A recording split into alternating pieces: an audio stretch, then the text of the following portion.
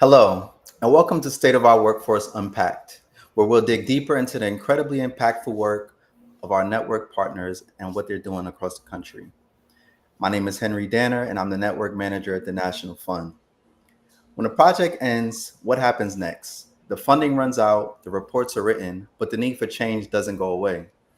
In the workforce development field, every pilot or experiment offers a lesson on how systems can better serve people. The real challenge is figuring out how to carry those lessons forward. In this episode of Unpacked, we're joined by Aleece Smith, Director of Employer Programs at KentuckianaWorks, and Carrie Felton, Director of Worker Success at the National Fund, to explore a real-world example of what it looks like to keep the work going. Carrie and Aleece, how are you both doing today? Good. Thank you, Henry. Hi, I'm good. Good to see you all. Great, great. Yes, it's great to see you all as well. I'm so eager to learn a little bit more about this project. As you all know, I'm relatively young in my tenure at the National Fund. So, I think this conversation will enlighten me and our listeners a lot about the Human Centered Workforce Services Project. So, without further ado, Carrie, I'm going to toss it to you first to tell us a little bit more about this project. What did the Human Centered Workforce Services Project aim to change about how workforce organizations connect with the people they serve? I am so excited for this conversation and to get a chance to talk about this project. It was a really fun project. And I guess I'll just start by saying the concept or idea for the Human Centered Workforce Services Project really started with a question or curiosity that we had around worker voice, participant voice, learner voice. And it's something that a lot of folks in our network were talking about and still are talking about, not just how do we better understand what workers need, what job seekers need, so we can, improve their experiences, but how do we actually do that?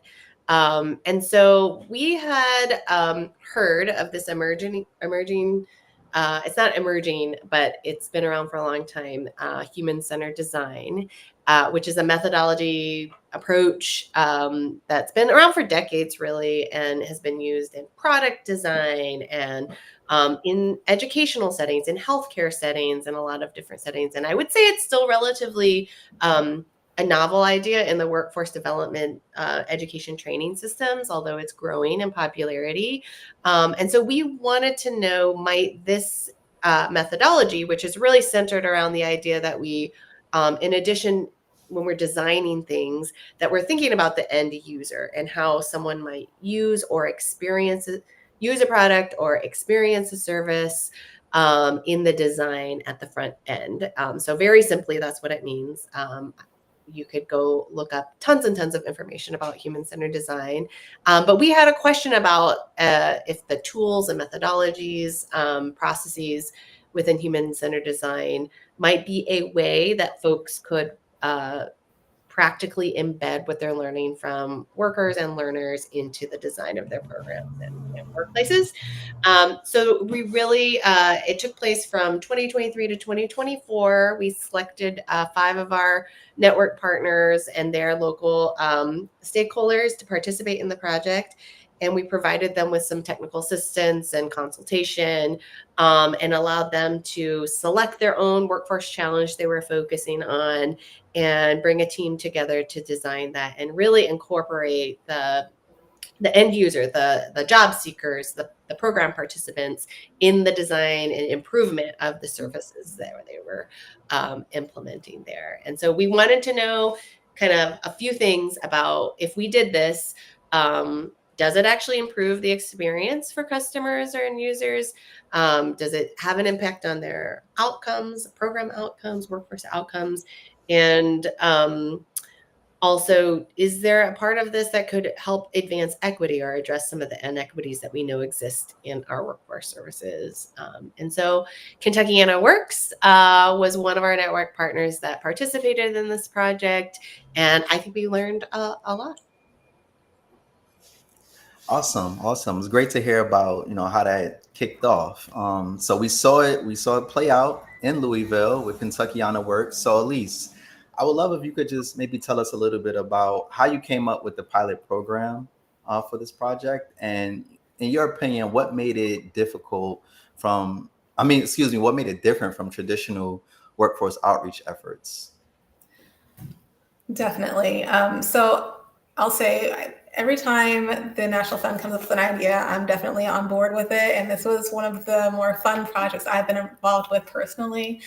But I'll say another reason that I was so interested in getting involved in this project is the layout of our work shed around the Louisville area. So for folks who aren't familiar, Louisville's on the border of Kentucky and Indiana. We're separated by the Ohio River. That means that our work shed has two different workforce boards, two different states, and corresponding regulations, and we're also in two different Department of Labor regions. So there are a lot of things that are making the way we do workforce development distinct on either side of the river, even though we have populations that are crossing the river all the time to get to work from where they live. It's not like just Kentuckians work in Kentucky or just Hoosiers work in Indiana, right? So this project really gave us an opportunity to work on a shared problem as two different workforce boards serving two sides of the same region. And each of us thought we had a very clear idea of who we were going to be reaching out to and what that might play out as. Like, I think the folks in Indiana wanted to really focus on the new Americans population. And here on the Kentucky side of the river, we really wanted to center Black women and making sure that they were connected to the public workforce system. However, when we actually got into the design sprint and actually working with job seekers in our region, we found that there were a couple of very strong themes that emerged. The first was that no matter who we were talking about as far as our job seeking population is concerned, the message about the value that we could bring to their job search efforts was not getting out there. So we really needed to do a lot of work around making sure that we were clarifying that message. And the second thing was that the rural job seekers in our region on either side of the river were the ones who really were having trouble accessing our services. Either they didn't think it was for them or it was just a physical barrier because there's no public transit to get into a career center.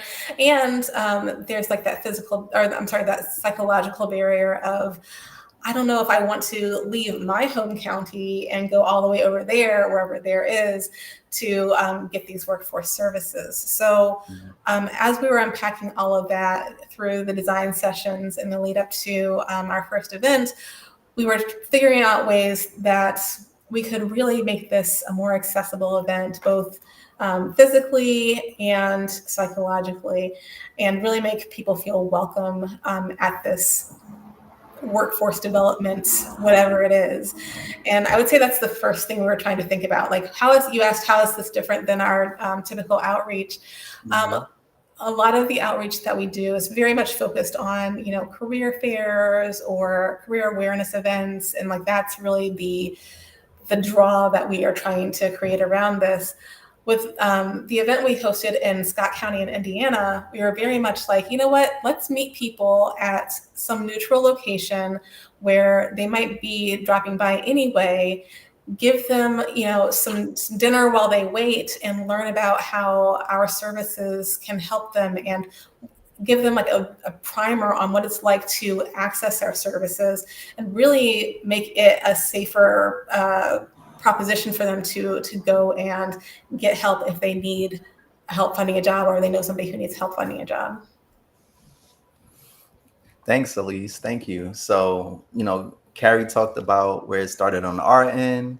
You gave us a quick run through about what it took to get your pilot started. And I love, the whole concept of meeting people where they're at, making sure that they have access to services in a way that feels thoughtful, for their lives and what they've got going on. So that's all great. But we know in the workforce development field, pilots start and they end. Programs start and they end sometimes, right? But the work did not end here, right? It didn't stop once the deadline happened, right? So, Aleece, maybe you can just kind of walk us through, what made KentuckianaWorks keep going with this project, and how did you apply what you learned through human-centered design to your ongoing outreach? Yeah, so first let me say that, we can't do something for the workforce region and only do it in Indiana. So that was a big part of it. We wanted to make sure that we were also figuring out what this looked like on the Kentucky side of the river. So can I interrupt for a second? Aleece, can you just briefly describe the event and how it went? And then I'm sorry, did I not do that? Yes. Okay. So what we ended up designing was a drive-through event, is what we called it. So the idea was we have 3 different pillars of our message, our value proposition that we wanted to make sure we were driving home for job-seeking customers. So when people entered the event, they would get like a little passport, for lack of a better word, kind of explaining to them what the different stations were.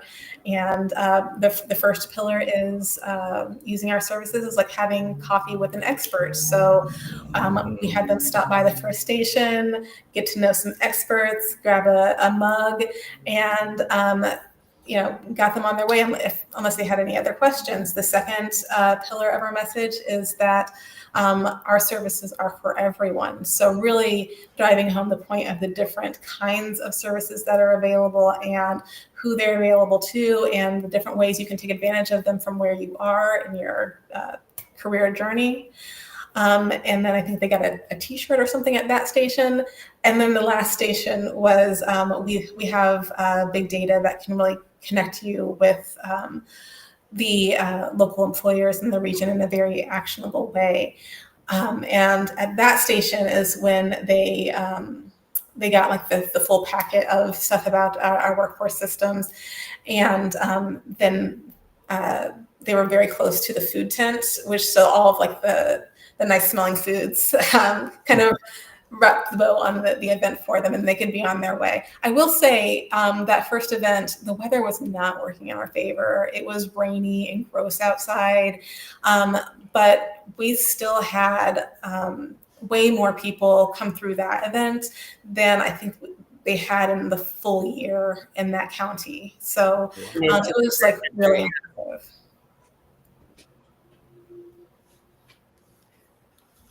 Yeah, that's amazing. And it sounds like you came up with a very intentional way to do that outreach and to make sure that people, like even as you described the stages that they went through at the event to get the resources, it seems like there was a lot of thought and intention there. So what lessons, I guess, from that did you take away and decide, hey, we want to try to keep doing this outreach in a specific way because of the response that you saw? Maybe even if it wasn't just the first event, if it was like the subsequent ones that came after that, what impressions led you to continue with the effort in the same fashion? Yeah, we really wanted to replicate that boost in traffic that we saw in a rural county on the Kentucky side of the river. It was something that both of our workforce regions had been struggling with, like how do we increase foot traffic in these more outlying areas?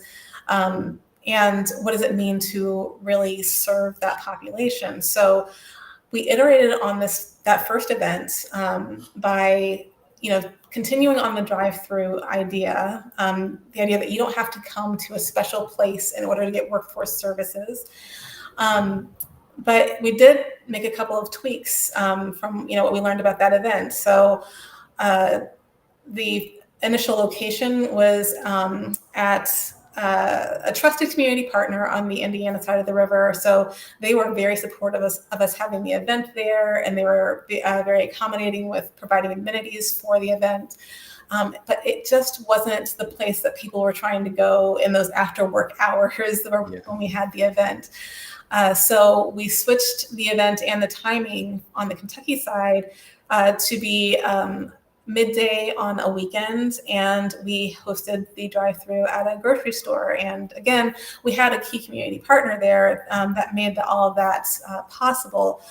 But that did change a couple of other things about the event. Namely, we weren't trying to give away full meals like we were in Indiana. We were at the grocery store, so we wanted to change our incentive to be relevant to that location. So I think we ended up giving out gift cards for that grocery store for folks who visited the full event. And I'll say that in the interim, the thing that we actually held on to, because yes, the drive-through events are one thing, but I think the real learning and the real thing that kept us motivated to do this human-centered design kind of work are the actual empathy interviews that we conducted both in the design sessions for the first event, and those really carried through on through now, actually. But really taking time to talk with people about their career journeys and what were the pitfalls, what were the highlights, what challenges faced you today when you were trying to get to this conversation. Yeah. That was really enlightening for us. And it felt really strange to think about stepping away from that newfound expertise that we were able to surface through this whole process.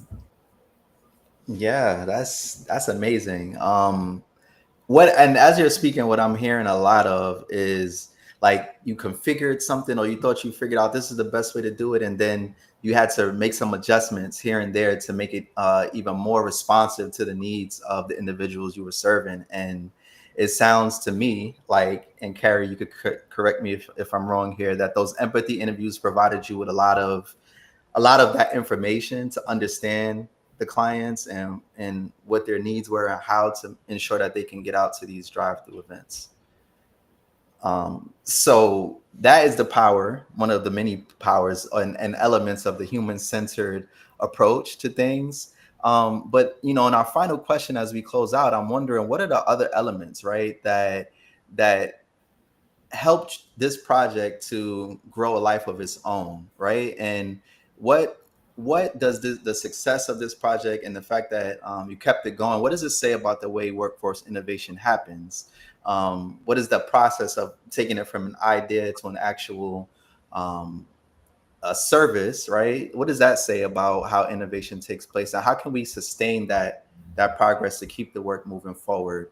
As these projects start and end and get funded and lose funding, things of that nature, right? So this question is for both of you. I'm really just interested in, in your opinions on that. Well, funding is always helpful. Let me just say that, plain and simple. Of course. But I will say that workforce innovation happens when you're able to really expand your universe of choice. And you don't have to necessarily rely on proven strategies. You don't have to rely on promising practices. You can actually start from scratch and say, this is the only thing we know is that there are X amount of people in our region, and we can't make any assumptions about that beyond that number.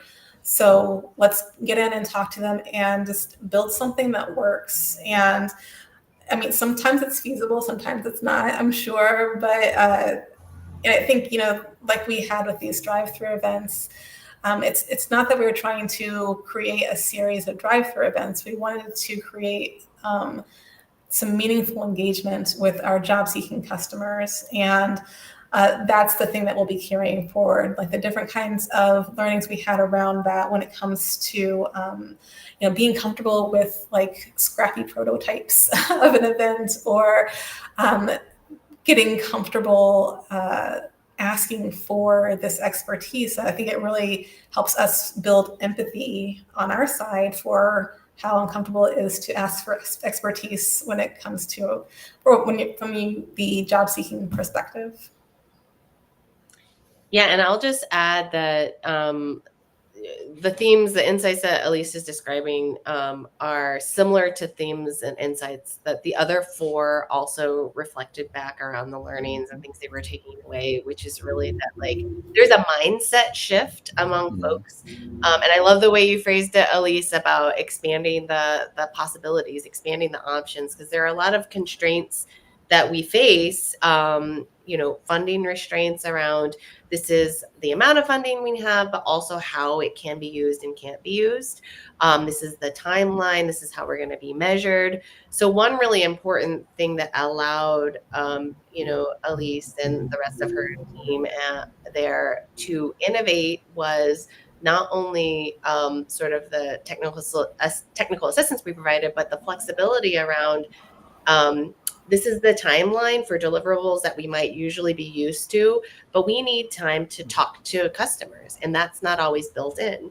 We need a line item to support and support that participant expertise and job seeker expertise that we might not build into our budgets normally, or we might not be allowed to provide in other kinds of projects. So there are some very institutional structural changes that we identified at the end of the project allowed the innovation, and we brought in leadership at KentuckianaWorks, and we brought in partners to kind of talk about, like, we were able to do this because we had some flexibility and because we had support.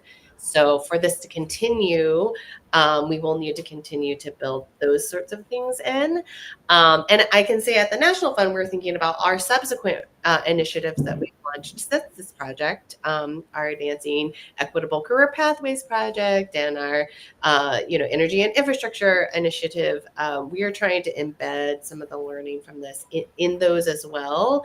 And we're thinking about what we call the ripple effects of applying this methodology or mindset. We have to shift our mindset to design this drive-through event.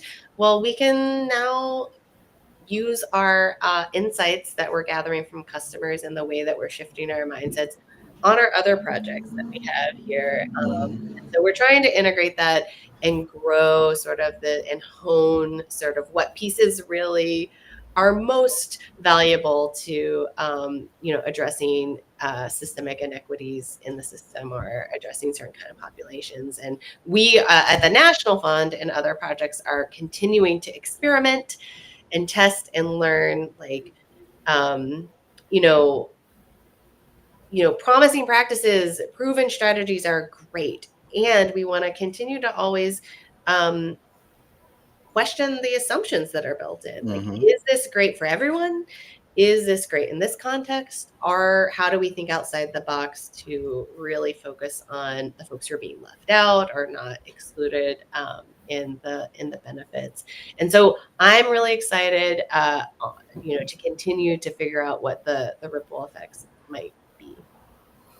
Well, I'm certainly going to say that this is a ripple effect. This conversation and the fact that our viewers and listeners are going to get a chance to also share this knowledge and wisdom back within their communities. So I want to thank you both. Henry, sorry, I'm going to give a plug for our career. This is the perfect time. Yes, our career navigation journey maps that are on our website. We did a project with the Project on Workforce at Harvard, where the National Fund team did some really great career journey maps. So just doing exactly what Aleece did in her community, talking to workers about their journeys and sort of creating a map so folks can better understand. And the big takeaway from that is that people's career journeys are not linear, but oftentimes our systems and processes for getting more training, upskilling, getting a job are very linear. Step one, step two, and so anyone who's curious to hear a little bit more about what Aleece and her team did, you can look at our career navigation journey maps, and that's a human-centered design tool. So it gives some insight on that worker experience that you can use to shift your practices. Thanks for adding that. I had a great time in this conversation. Learned a lot about this project as a whole, and also just how it was applied with one of our network partners. So Aleece, thank you so much for your dedication to the work, to working and collaborating with us at the National Fund. I want to just thank you again for joining us for this conversation. I want to thank everyone who's going to be listening to us on LinkedIn. Make sure that you follow the National Fund on LinkedIn to stay up to date with all of our State of Our Workforce podcasts. Tune in for future episodes where we'll explore the future of workforce equity with our network partners on State of Our Workforce Unpacked. Until then, take care.